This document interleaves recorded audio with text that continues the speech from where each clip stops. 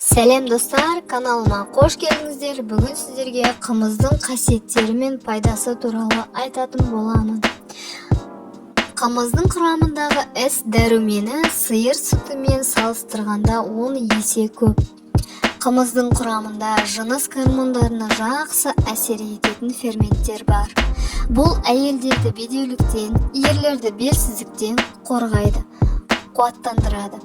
Құрт ауруларының алдын алады. Ауырған адамның қайта қалпына келуіне жақсы ықпал етеді.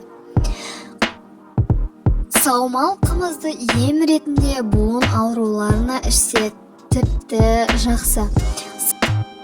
Жаңа босанған келіншектің сүтін молайтып нәрлі етеді. Демек, емізулі балаға да пайдасы орасан. Ашыған қымыз шөлді басып, қан тамырда қордаланған зиянды қалдықтардан тазартады. Іш қатудың алдын алады. Ашығудан кейін қымыз ішу буын ауруларына өте пайдалы. Адам денесінің күш қуатын арттырады. Бүйрек пен бауырды қанықтандырады.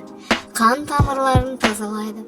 Буын аурулары мен сүйектің қақсауын, жүйкенің жұқаруын, бас айналуын, созылмалы сары ауруын, ұйқысыздық, ішектегі жара, гастрит сияқты аурулардың алдын алады, немесе жеңілдетеді.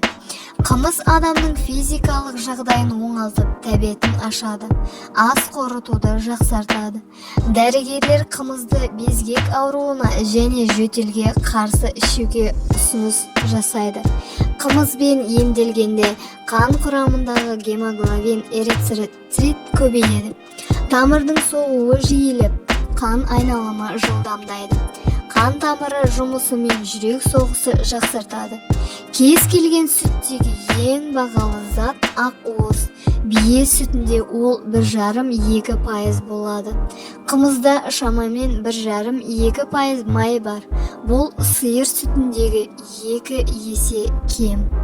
Достар, осы видео ұнаса лайк басып, менің каналыма қолдау білдіріп, коммент жазып кетуді ұмытпаңыздар. Келесі кездескенше сау болыңыздар.